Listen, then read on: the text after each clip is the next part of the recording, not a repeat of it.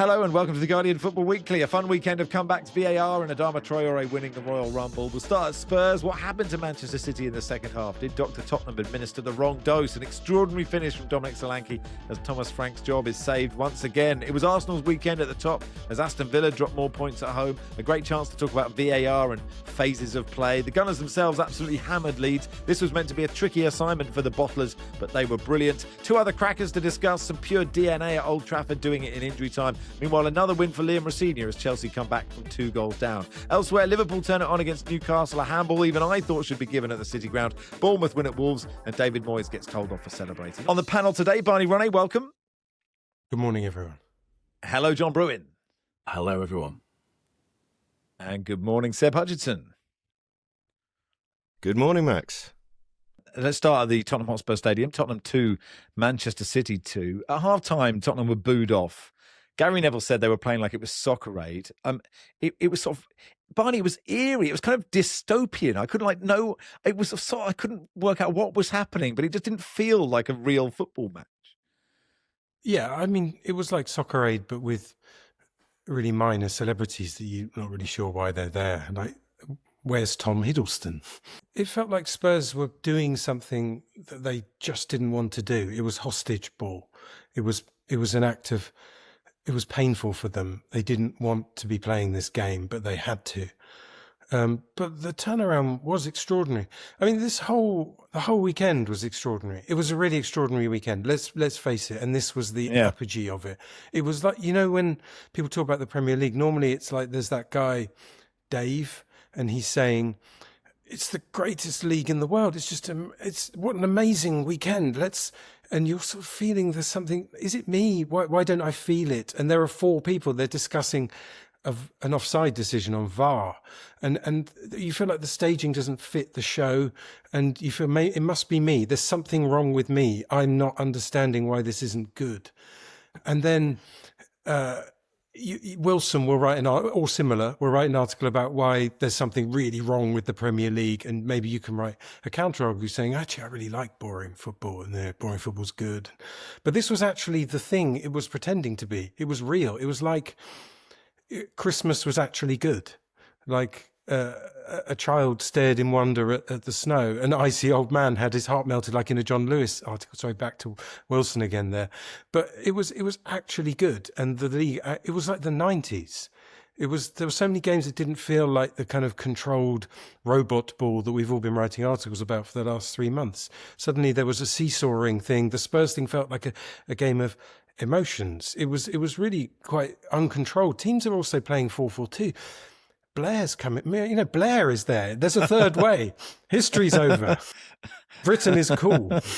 But it did feel different. And Spurs were just completely transformed. It was an example of how the fine margins that we kind of hyper-analyse in this game where there's 10 people doing things for 90 minutes, endless variables, can just spin on something totally small.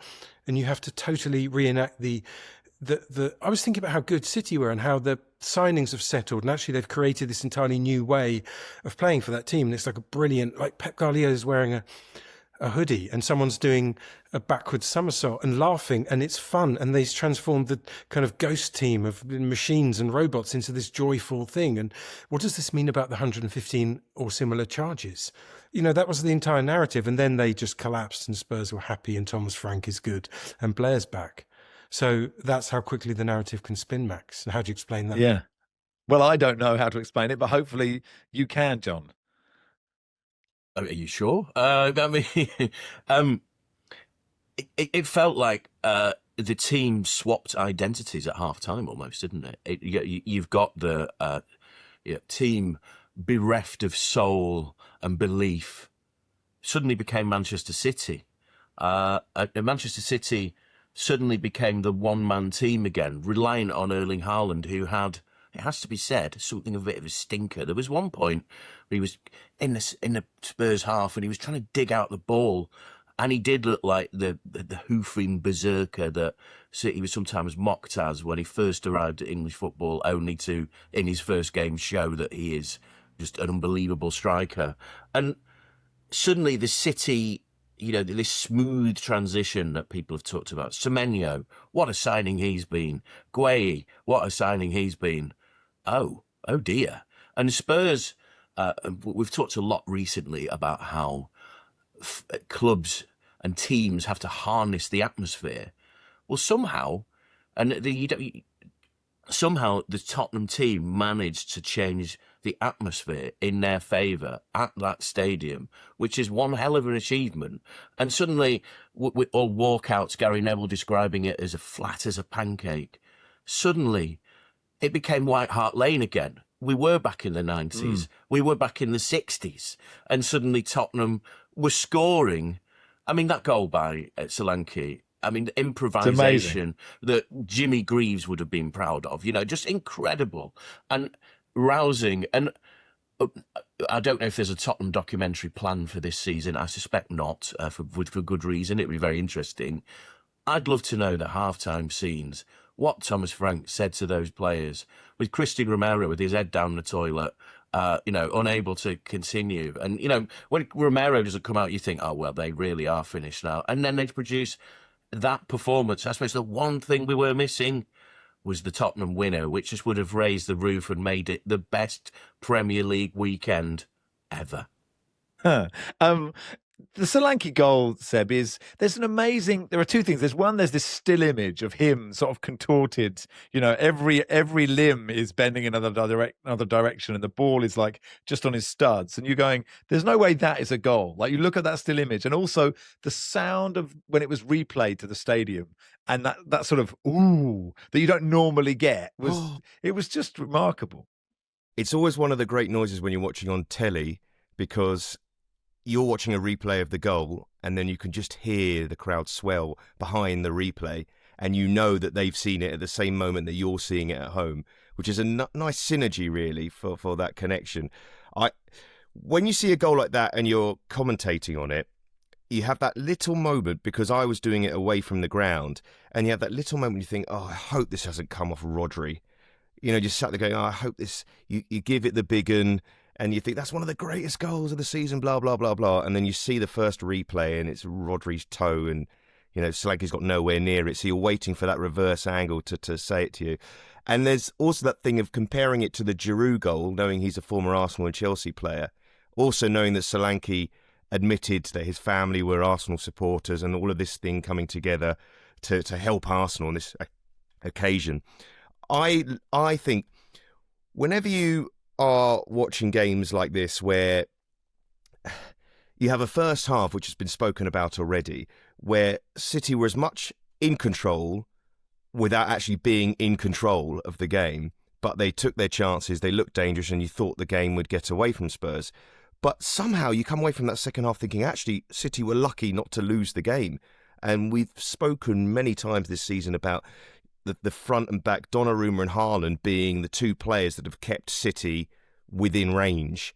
And again, Donnarumma producing two amazing saves after Spurs had that wave and that period of time where supporters, from being down and out, feel like all of a sudden they have their club back in the space of probably about half an hour of football. In fact, less than that time. And it's why we get reminded every weekend why fans support teams that don't win that often. Because just for little moments, just for great goals, to get yourself from 2-0 down. Max looks upset at that moment. No. I enjoy the pain. I agree. I totally agree. If it was about winning, then none of us would really like this thing. Barney, from a City point of view, that's 1 win in 6. Are they the bottlers in this situation? I mean, they really have spent a lot of money on new players. Really good new players. It's sort of slightly under the radar. There's this feeling they're slightly pop up. It's quite, Pep's done something quite punk here. He's re-geared a team, but he's re-geared it around really, really good players. But they are playing a slightly different system. They're doing it mid-season. I've said this before. Bottling doesn't exist, does it? I mean, nobody bottles anything. No. None of these people are bottlers. It's impossible. The bottlers are people like us sitting here. I'm looking at you two particularly. Those are bottlers. Those people there. But people like Ryan Cherky, he's not a bottler. You've got to be so hard to play under that sort of glare. Like the idea that you're actually in that zone thinking about what people on the internet are going to say, or Roy Keane might roll his eyes if I don't score this chance, is ridiculous. Like that's us just extrapolating meaning from things. So stop extrapolating meaning from things, Max. No, they're not bottlers, but they are trying to build a team on the hoof, and that's really difficult. And Haaland, I feel like, has been through so many phases this season already, none of which really are his fault. Like for a while, he was the greatest centre-forward in the world maybe we've ever seen, because he was scoring all the time and the play was funneling through him really well. And you saw none of his weaknesses, you just saw his strengths. Not that he really has weaknesses, it's just to do with patterns of play. And then he's now become a guy who basically just banters a lot during the game and hugs people and seems like a really nice guy. I really want Erling Haaland to hug me. Ideally, sort of from behind, whispering things in my ear, and we're laughing like Ghost. Do you want to do some ceramics? There's music playing. I don't know what the music. Maybe the music is something from the 90s. It's probably Republica Ready to Go, because the 90s. Do you think so? Blair's back. I thought it could be the best Robson era and is Jerome's back. cover of Unchained Melody. Well, that's probably cheaper. We could probably afford, although Erling can afford these things, and it's obviously important to him that this tableau happens as well. But he's become that guy who seems to be just existing outside of football. He almost looks like when players know they're leaving and they stop really caring, but he's not leaving. I'm not suggesting that. But a City, it's very hard to build a team on the hoof. And I think that we've confused, there's a problem, like the Premier League is not, the standard's not high enough, with the fact it's actually really high, but it's a really high median standard. So everyone you come up against has got brilliant players and you will be exposed. So Kevin will score that incredible goal at Old Trafford, because even teams of Fulham's ilk, no offence Fulham, have players who are absolutely brilliant and in the 90s would have been playing for Arsenal or Man United and trying to win the league. The standard's just really high, and the teams are slightly pop up and thrown together, so they have weaknesses, and they can collapse in a half of football, or someone will find their weaknesses, because there's a lot of analysis too. And it's given us this strangely open, makeshift soccer-aid with brilliant footballers feel. John, does this mean, from a Tottenham perspective, the second half, and you say, Van de Ven is holding Christian Moreira's hair while he's hurling up in a loo, and so they have to come out playing 4-4-2 with Archie Gray, João Palhinha, and Dragusin, who's not played for time, in a back four with the doggy, who's sort of the only recognised he plays that position, has done it a fair bit this season. Is this the salvaging of Thomas Frank, the latest one, or is he still game by game basis? Well, he's always talked, hasn't he, about how there were turning points in his time at Bromby and Brentford. Maybe this is it, but it felt a bit more elemental than that, didn't it? It felt like players in difficult circumstances having to come through for themselves. I tell you what really made a difference was having a striker in Solanke. Tottenham have a lot of players. Solanke is a grade A talent striker. Obviously, injuries have sometimes affected that. But you saw the quality of leading the line. You saw Xavi Simons given freedom to run with the ball. And you saw a different Tottenham. Now, whether that's the Tottenham that Thomas Frank sets up on a Friday to play at the weekend, we don't know. But his Brentford team could do this. His Brentford team the leash would suddenly go off. And back in those times, Brentford were probably the most attacking team in the Premier League when they wanted them to be. So maybe Thomas Frank has been too cautious with the players that he's got at Tottenham, because they had a lot of injuries and so on. And he's had a lot more football than he's been used to, because he's been playing European football as well. Maybe, it's time to just, let the geese fly and just go for it. And then this is how Ange won over the crowd, wasn't it? Just play Tottenham as Tottenham and see where you'd land with it. And Thomas Frank is capable of doing that, but he has looked as if the handbrake has been on. He also, for a fairly dapper figure, has looked a bit careworn of late, really, hasn't he? You know, he's had the old effect of managing a Premier League club or being the president of the United States of America look, where it's like you age, 10 years in 2 weeks or whatever. But maybe when we see him next week, he'll have something of a glow up because they've had a good week. And for once, he's not having to talk about his future because that was a great performance from Tottenham. And it certainly followed the Dortmund win. Well done, Thomas Frank. Not often we've said that this season. They're a content machine, aren't they? They're just constant. Tottenham is always happening. Mickey van der Ven is always doing a sensational run from the back. There's a problem with Xavi Simons. Why do I know so much about Daniel Levy? I don't know. Why do I care so much about the atmosphere in the Spurs stadium? It's so important. It's everything. I need to write another article about it. Hang on. We stop while I write an article about that? Tottenham is everything. Tottenham is life. It's all football. And yet they never actually do anything of any interest ever. But I can't stop thinking. I love them. I'm obsessed with them. It is worth pointing out that that Thomas Frank probably got lucky with that first Solanke goal because he does boot Mark Gay, although there's some debate about whether we want those goals to be given or not to be given, and if it was the other way around, it would be a penalty. But anyway, there was a very big difference between the two Solanke goals, we should say. Look, it was a great weekend for Arsenal, John, because not only did City drop points, Villa dropped points as well. They've lost their last 2 home games to Everton and Brentford. And if I was a Villa fan, I would just be staring at the league table and mentally adding 6 points and thinking we should be just a point behind Arsenal. That is just a sort of gutting 2 games, I think. I don't know about you chaps, but I get a lot of complaints from Villa fans saying, why don't you mention Aston Villa more? We used to have this with Leeds a bit, didn't we?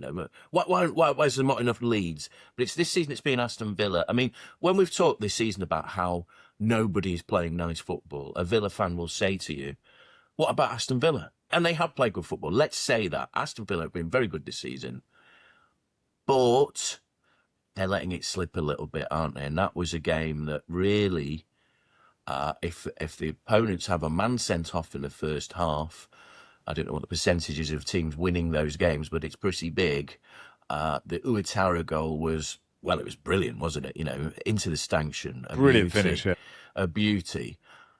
But they had so The best many... thing about that was that his celebration was to just walk backwards. Yes. He walked backwards from a standing start. He didn't want to take his eyes off the... And I thought, why don't more players do that? Why don't you just fix on the moment? They always turn away, do something, knee slide. He just walked backwards immediately. There's incredible athleticism. How can you do that? Can you do that, John? I certainly cannot, Barney. No. And Tammy Abraham, his prodigal return, and he was a very popular player when he got helped him get promotion.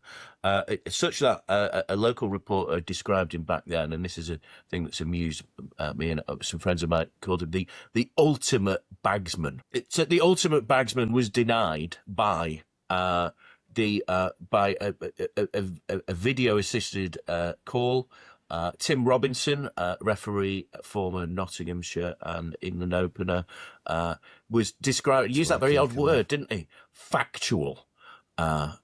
So it was factually off the pitch, and then Villa had lots and lots of chances, couldn't take them, and with it, their chance of the title probably has gone.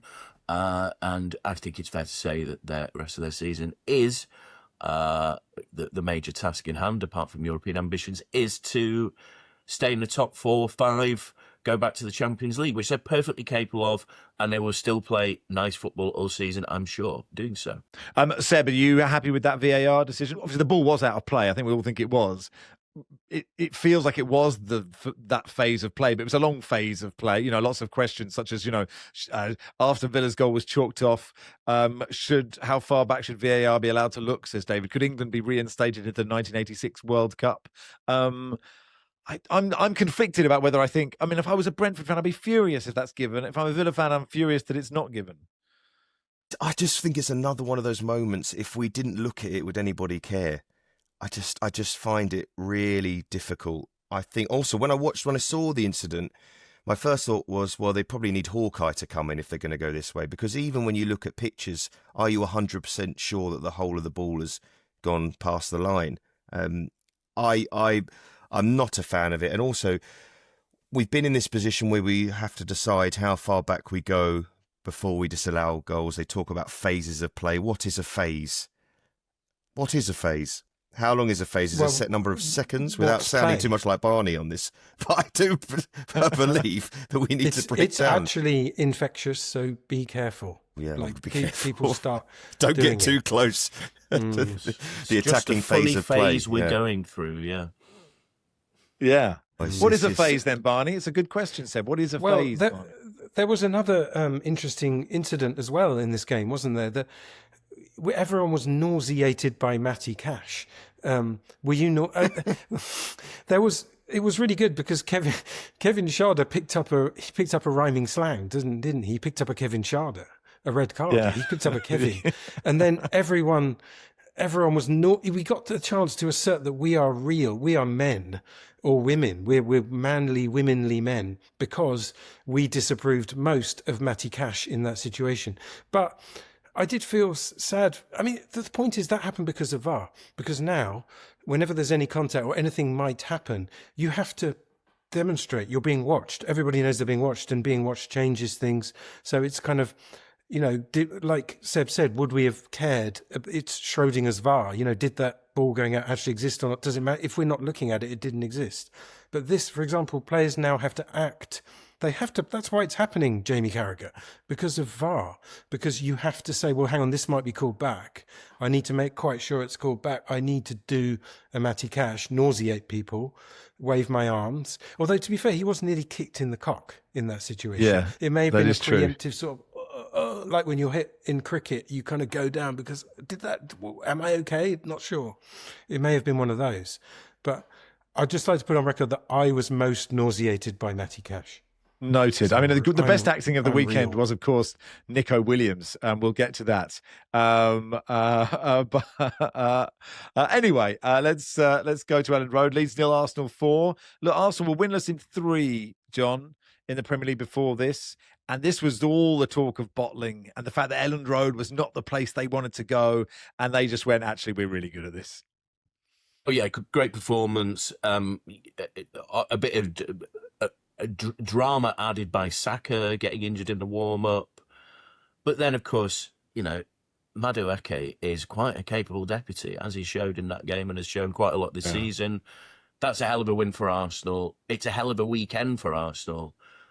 Well done, Arsenal. They were fantastic. And Leeds were not quite able to raise their levels to the fight that we expected from them, because do you know one thing about Arsenal is that they do have that ability to tough it out against opposition. That's one thing that Mikel Arteta has been very successful at. They're a hard team. There's a lot of physical presence there, and if your best chance of beating anybody is using physical presence, well, Arsenal probably have the strongest of anyone there. So brilliant result for them, an even better Sunday for them. Can we say they're nailed on for the title? No, but they. I don't think. Do you know what? I don't think you can. I think if City are close with 3-4 games left, it's still very much alive. Listen, no one wins the title by default. Let's say that from the start, because there's this idea that Arsenal have been the best and strongest team in the division. There's no question about that, and no one can question that. But their rivals are all struggling in certain senses. In Manchester City, hit those flat spots. And the thing is, Arsenal aren't going to win it with a record points total, which is something we've been spoiled by. But they have a lot to contend with to get over the line, because it's been 22 years. They've a manager and they've got a group of players that, apart from Gabriel Jesus, have not had that success before. So, listen, they're having to find their way to this title win. But you can't say they don't deserve to be where they are, because they've been great all season, just with a few wobbles. But wobbles we forgot, because Liverpool and Manchester City were so good, are part of winning a title. Yeah, I totally agree with all of that. Interesting thing about Madueke, Seb, is like his delivery is every bit as good as Saka. Like, in fact, his corner is so good that no Arsenal player needs to attack it. You just have 3 Leeds players going for it, and it still goes in. It's the chaos of the Arsenal set piece. It's what it does to players. I mean, some of the things that defensive sides have found themselves in, the positions they found themselves in this season, finding it so difficult to defend against something which we were told so often was a difficult situation to score from. It was awarded to Darlow as an own goal.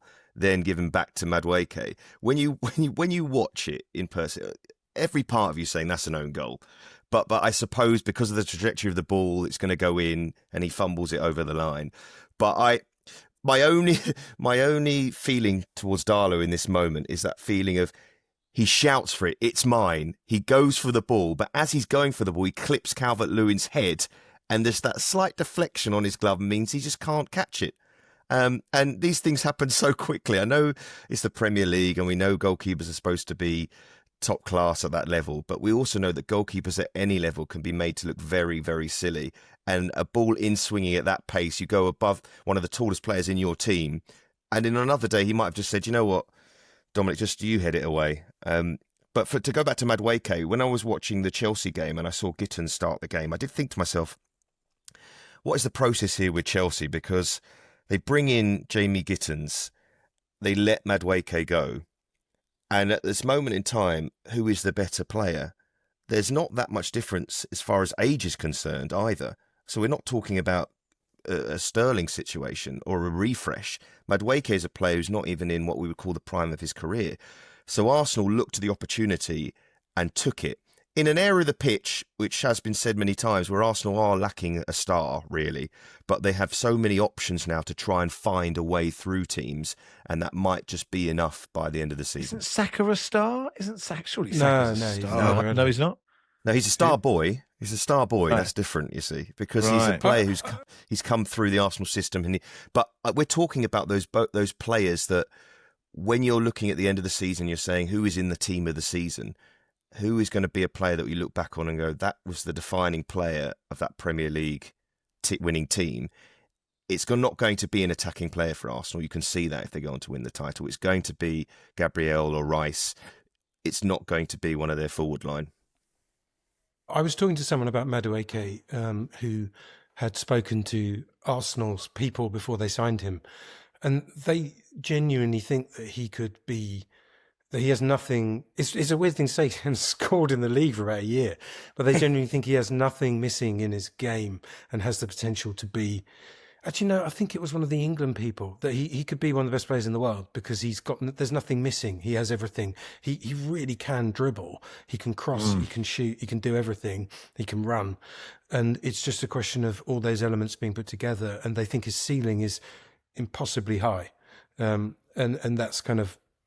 Just on the basic attributes, the data and all that kind of stuff. I like to think all of our ceilings are impossibly high, or perhaps possibly high. Who knows? What's Anyway, holding us down, though, Max? What's stopping me from rising? Nothing. There's something Nothing there. is stopping I don't know you. what it is. Nothing's stopping you, Barney. I'm down You're by the unstoppable. floor, and my ceiling is. No, you're unstoppable. Be the best you can be, and we'll find out what that is. It's not having a 5-hour routine, isn't it? I don't have any ice. I don't dunk my face in ice baths and meditate. You need to spend 5 hours. Do that in between part 1 and part 2, and we'll find out. And we'll start part 2 at Old Trafford. Welcome to part 2 of the Guardian Football Weekly. Let's go to Old Trafford. Then Man United 3, Fulham 2. John, you must have enjoyed this. Yeah, I mean, do you know what? When Kevin scores that brilliant goal, and as you know, I see a lot of Fulham, and Fulham are late goal kings. Sometimes against them. Last couple of weeks, they've scored late goals in 90 minutes. Harry Wilson and so on. They have that taste for the spectacular. Now, I thought and you thought, well, Fulham could probably win this game, but the difference in Manchester United is, and I hate to say this, they're playing like a Manchester United team is supposed to, which is you get pegged back to 2-2. What do you do next? You try and win the game, and you win the game by that superb piece of that feint by Bruno Fernandes, and then the finish by Sesko is what they paid an enormous amount of money for. But that is like a classic. I mean, I always talk about the best ever Premier League striker is Alan Shearer, and that was almost like Alan Shearer finish, isn't it? Set himself up, use the defender as a shield, whack, see you later, let's go home, we've won the game. And he is, in this season, I think Wilson came up with this phrase, of cyborg strikers. Sesko, a slow burner compared to Gyökeres, is winning that battle He obviously comes off the bench because it appears Michael Carrick prefers the mobility, shall we say, of Cunha and Wemo. But, that's the way to play yourself into the team. It was a brilliant goal. He's a young player. He's only 22. I see he's got the Manchester buzz cut, so he's starting to get into the Manchester scene. And yeah, a brilliant goal. One of those moments. Michael Carrick, whatever he's doing, keep on doing it. It's fun. Manchester United are fun again. And I've been on this pod a long time, almost wallowing in misery and just, and funny, at the weekend, I was at Wolves and chatting to a guy who involved with the club at United, just saying what a nice guy Ruben Amorim was and all this. And the thing is, this nice guy just did not have it at Manchester United, did it? And I as before, I wish him well, but it didn't work out. And Michael Carrick's shown how it's supposed to be done. How long it lasts, I don't know, but it's almost like a sample thing of, this is Man United, please do it this way. That's what everyone would like you to do. I just wanted to say, John, it's all right to just say that the 90s are back. It's fine. Yes, have a new album. It's a centre forward scoring a goal. There's nobody marking him. Like there's no grappling going on. He's just smashing the ball. The move that Bruno Fernandes did, that step over the ball, let it run away from Calvin Bassey. That's the 80s. That's the 70s. That's how Harry Redknapp used to play on the wing. That doesn't happen. That can't happen. And then an instant cross. That was Kanchelskis. Like for one weekend only, the 90s are back. You're riding a Vespa. You've got a pair of. I'm off to see Top Loader later. This is so exciting. That's going to be amazing, Max. They're really good. You'll like them. Well, I'm going to see Underworld on Thursday, so it's who I saw in 1996. So there you go. So yeah, it's back. And the other thing, it was a time when there were a lot more Kevins around, weren't there, in the Premier League? Yeah, True. Yeah, exactly. True. It was a brilliant goal. You feel for Fulham, don't you? But look, 3 wins for Carrick, Seb. That's as many consecutive wins as Amorim ever managed, and it took him 36 games. And Carrick has done it in 3. And a lot of people were saying, oh, well, this Fulham game is the tough one after City and Arsenal because Fulham, you're expected to win, you expect to have the ball. And okay, look, they could easily have not won this game. And it's an unanswerable question. But you just feel that had this been Amorim and Fulham equalise, they don't win this game. It's so predictable, though, isn't it? We all knew this was going to happen. We all knew there was going to be Carrick was going to come in and go on this amazing run, even with the fixtures that they had, because it just seemed so simple what the solution was to fix Manchester United's issues this season. Whenever you watch them, whenever they seemed to be doing something right, Amorim would go against it and stick to his guns. Even when he stumbled across something that worked, he would go and change it back to stick to his guns. And I think Carrick just arrived, and it's that simplicity, isn't it? And everybody buys into it. The bigger picture is, where are Manchester United going to go as far as competing for the big titles going forward? Because they're not in any other competition this season, bar the Premier League, and their sole quest at the moment is to qualify for the Champions League. And they're in a fantastic position to do that.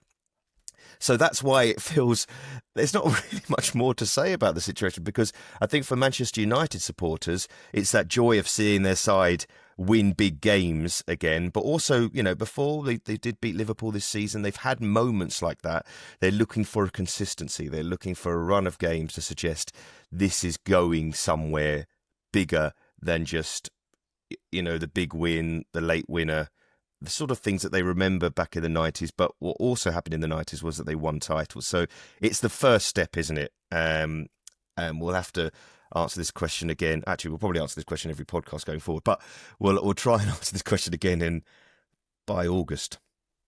Yeah, that's the question, John, isn't it? I guess for United fans, it is just, let's just enjoy this and not every week say, so does Carrick now get it?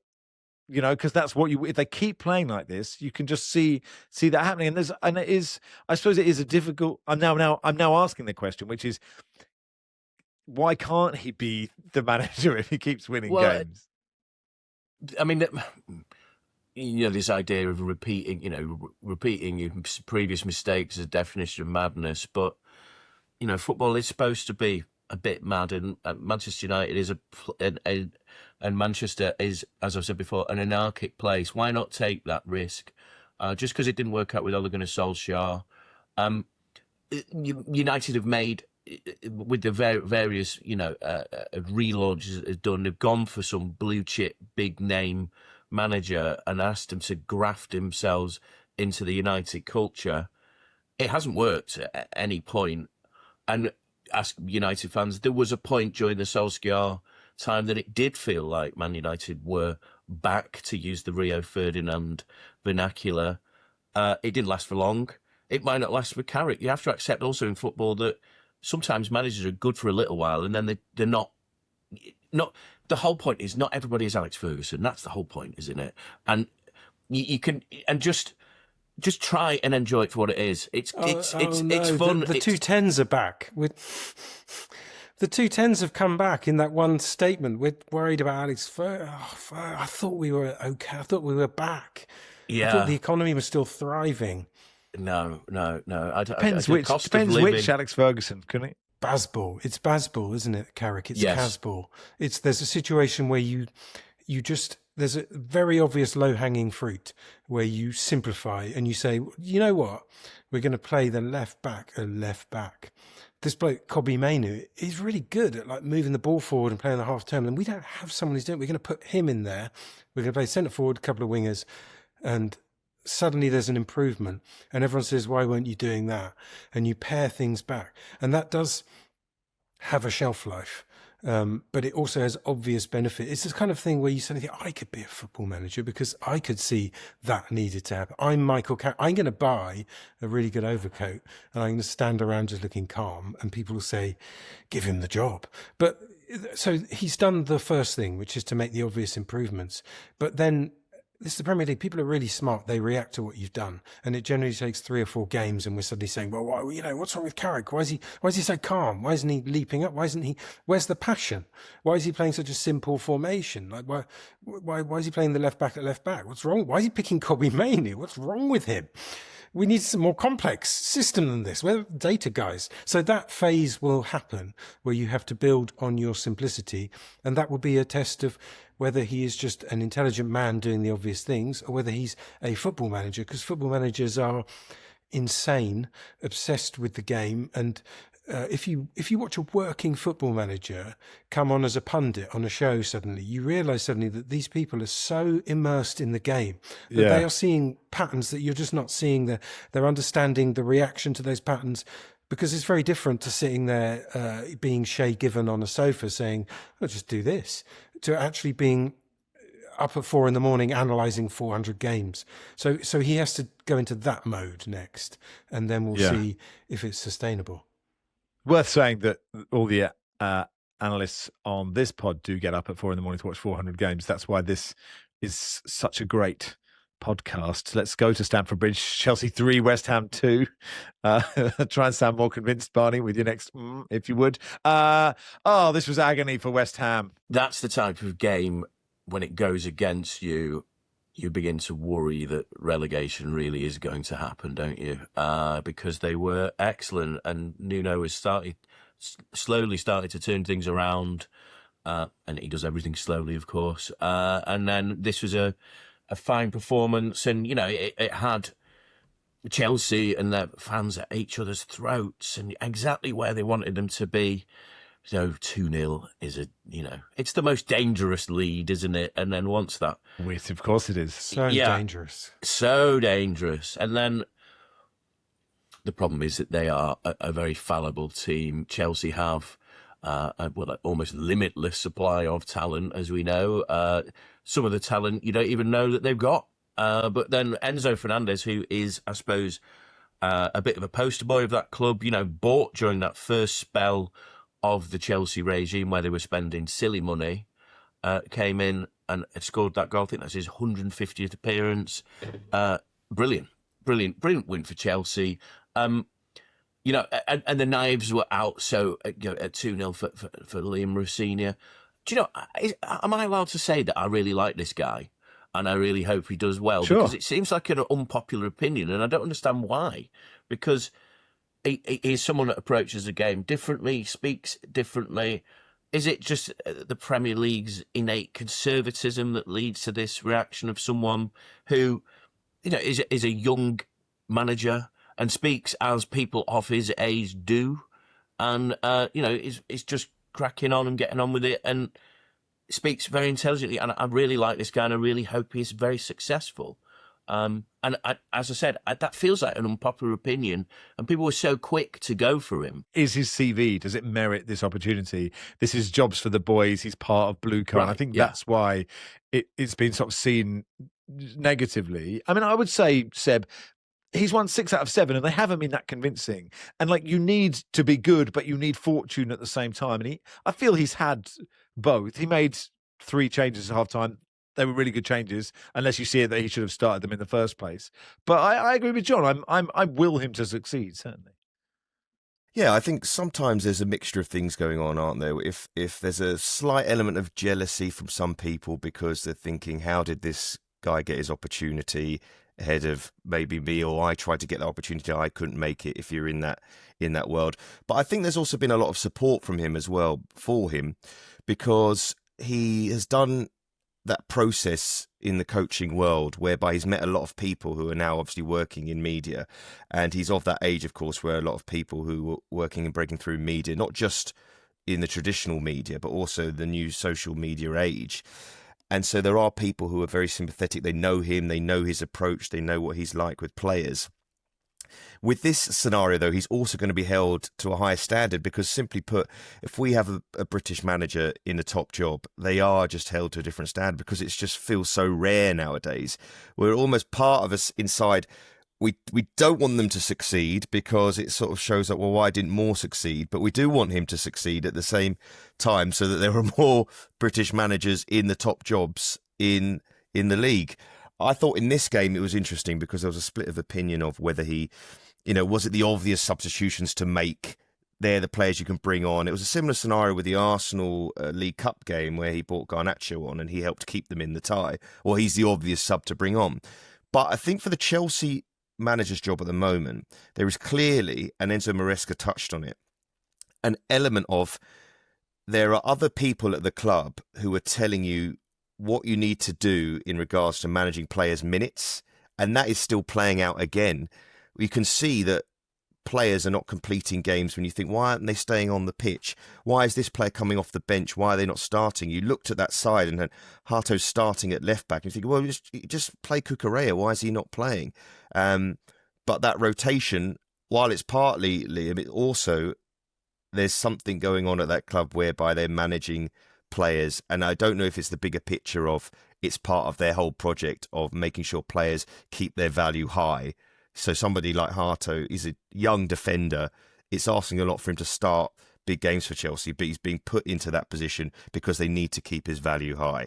Is that cynical to say that? I don't know, but it feels like that when you see their transfer activity, and when you think if they could put their strongest side together, they would be a very good team. But it's just, things just changed too quickly for them. And this game was a great example of that. And I actually watched this match with my father-in-law, who is a West Ham season ticket holder.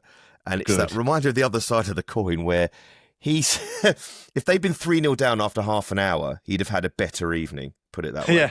But the fact that they gave him hope, the fact that they played well for 45 minutes, he was in pieces, and he still is. He's staying around at ours for a bit. And I can't even bring it up. I did a West Ham Forest the other week, and there's a programme with Thomas Soucek's face on it, and he can't even look at it.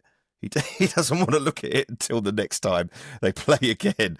And it's just, these things get lost in the drama at the end, just thinking, well, could somebody think of the side that's conceded as well? Because Nuno said after the game that he was definitely disappointed with the reaction of his players, and that one goal triggered them to almost completely fall apart. It felt they just lost all confidence in the match, and it felt a matter of time before Chelsea were going to turn the game around. And I don't know if you've actually spoken about it yet, or I missed it or whatever. But the incident at the end, I can ask someone to go into detail. Yeah, I was going to get to that. Was when Barney. Well, all I was going to say was when Barney was talking about being hugged by Haaland. I don't know about the impact of being hugged by Adama Traore. Let's put it that way. Yeah, Joachim says, if you were faced with an angry Adama Traore, how fast would you run? Barney, it's absolutely brilliant moment where he basically throws Cucurella out of the stadium, and then Traore pushes him before he's realised who he's pushed. It's one of those moments, where you punch the henchman and then he just doesn't move at all. You punched him with everything you've got and then he just looks up and stares at you, and there's Traore just sort of moves towards Pedro, and there's a reverse angle where you can see his eyes. It's an amazing. It's sort of got everything you want from a fracas. We learned a lot in that moment. We learned that Cucurella is actually filled with helium. He weighs nothing. That was an amazing moment, though, because he was trying to sort of play act. He knew in that second that he was going to be thrown over. So he thought, I know what, I'll go down easily here and he'll get sent off or something. So he made himself limp, like a cat when you pick it up by its scruff. It goes all limp. I don't know if you've ever done this.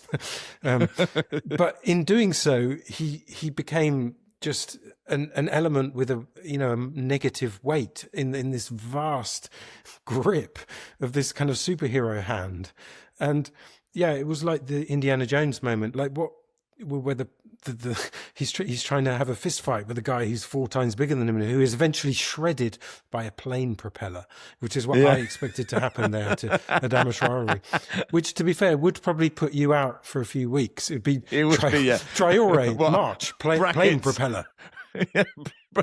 Brackets plane propeller is really good. Shredded. But it was amazing to watch, because I think the thing with Traore is everyone likes him. He's obviously like a really nice guy. He's a really gentle guy. He seems really nice, and he's obviously really talented. But I've been waiting for a moment of him. Where is the moment where I'm going to really understand what this guy is? He still feels like he's all potential, and I don't really know what he is. Loads of clubs have signed him.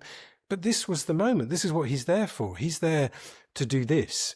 And the whole thing was amazing, because also the game was defined by Cucurella flying forward to head that ball, and then defined again by him flying backwards, at which point you knew that's it, you've entered the Cucurella zone. Everyone's going to get angry, someone will get sent off, we're wasting time here. And if you actually impose those 2 bits of film over each other, which I've done, I've spliced them together. Oh, good. They're an exact mirror. He flies forward and he flies backwards at exactly the same speed. It's remarkable. It's like the Solanke move. It's incredible athleticism, and I think we need to know more. I had a computer game once where players would just be injured, and one player said, Mark McNabb out 28 weeks, diagnosis car crash, which is a great, you can just see the doctor saying, well, I had a look and I do believe you have a serious case of car crash. Elsewhere in freedom of speech news, John, West Ham have banned a season ticket holder who held up a banner calling for the club's owners to sell up. Joshua Wood said he was infuriated after receiving a letter accusing him of breaching ground regulations by taking from under his seat an oversized banner at last Saturday's home game against Sunderland.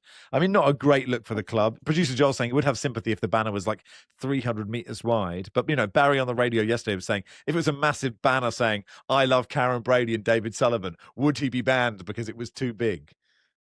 Well, thank you for the opportunity, Baroness Brady, or something like that. It biggest. Walking out backwards, yeah. The thing that everyone's noticed is the fact that it was oversized is the problem. It's like you can have any banner in here. It's just got to fit these regulations. Not happy times at West Ham. Perhaps going to get even unhappier, but that's almost. Certain clubs have a certain state of being, and that's certainly one of West Ham's. Liverpool 4, Newcastle 1. Lots of brilliant finishes in this game, Barney. I mean, the Ekitike second, that toe poke is brilliant, and the Wirtz one is also so special, I think. The Ekitike toe poke was transgressive, wasn't it? It felt wrong to do it because it's a toe poke and that's embarrassing.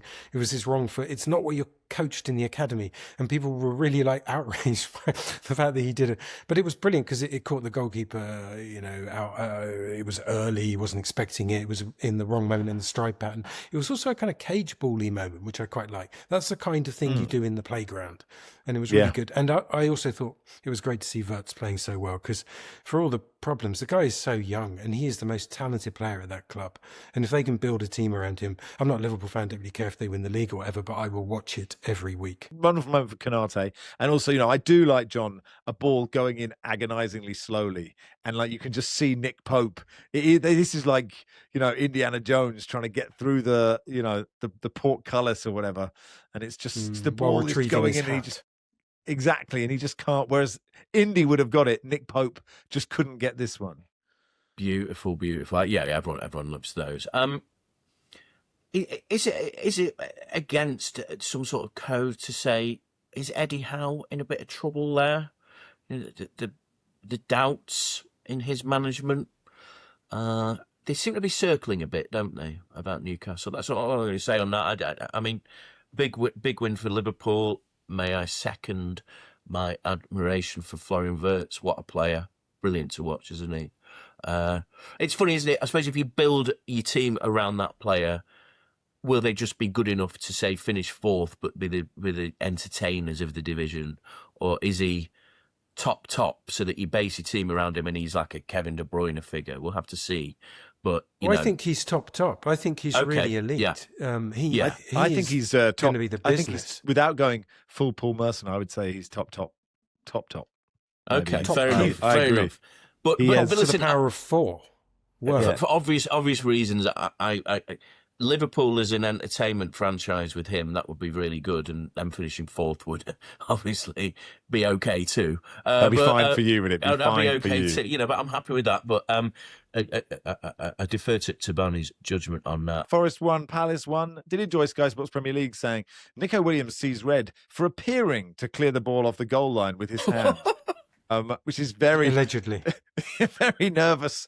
In case the lawyers are watching, I suppose it is Forest, it is Marinakis, but I think, Barney, we do say that was a handball of great handballs of our time. Yeah, but I liked it. I think somehow in that moment I saw Nico Williams.